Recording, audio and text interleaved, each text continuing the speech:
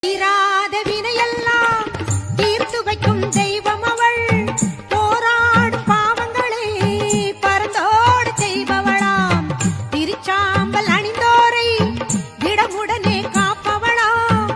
திருமாலின் சோதரியாம் கருணாக ரூபிணியாம்.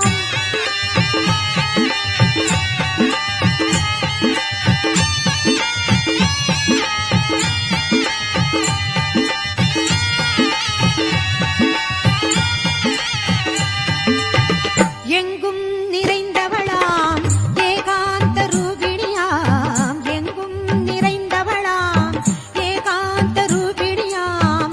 மங்களமாய் வாழ்வழிக்கும் மணிகண்டன் தாயவளாம். மங்களமாய்